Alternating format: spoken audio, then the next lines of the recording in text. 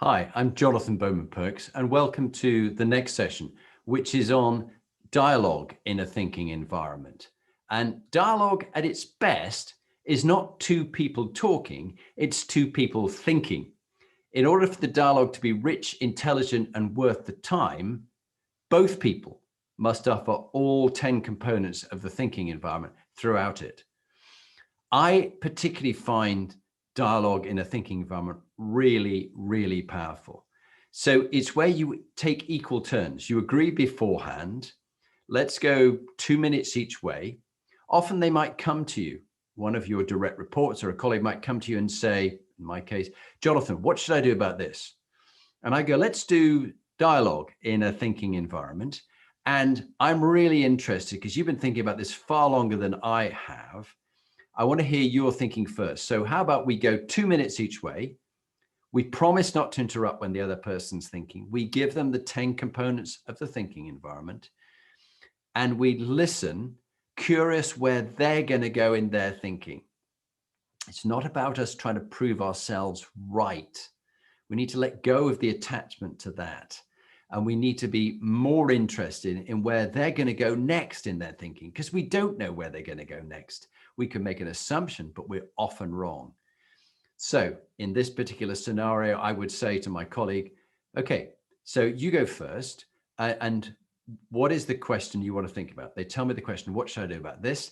And I play them back their own question. There's something profound about being asked your own question. You can't really, you can say it out loud, but by being asked your own question by another person, the mind thinks best in the presence of a question. We know this from the neuroscience research. So I asked them their own question back to them. It's a really great way of leading as well, to ask them their own question back to them, to go for 2 minutes. And then they stop themselves at an appropriate time. You could have a timer, but just you take 2 minutes and self-manage, stop yourself when 2 minutes is up, and then ask me the same question for my freshest thinking. Because it's not about me having my set opinion, and regardless of what you say, I'm always going to stick to that. It's that my mind has been shifted and moved and enhanced by hearing what you have to say. And so it's my freshest thinking. So I then speak for 2 minutes and I then stop myself, self-managed, without being jumped in, without having my thinking interrupted and assaulted by the other person. I stop myself with ease. Remember, we talked about that before. And then I go back to them. So let me ask you your question again. Ask them the question for their freshest thinking.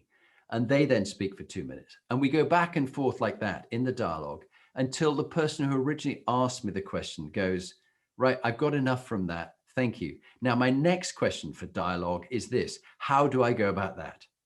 And so I say, that's a great question. Let me write that down. So let me ask you the question, how do you go about that? You go for 2 minutes. How do you go about that? And off they go again. They stop themselves and they ask me, how should they go about that for their freshest thinking? But remember, it works really well when you're sharing your experience and your wisdom, not telling them what to do, but just what your thoughts are and what you've seen when other people have done that. So dialogue in a thinking environment, incredibly powerful and a really great way of coaching or mentoring somebody else. So good luck with that.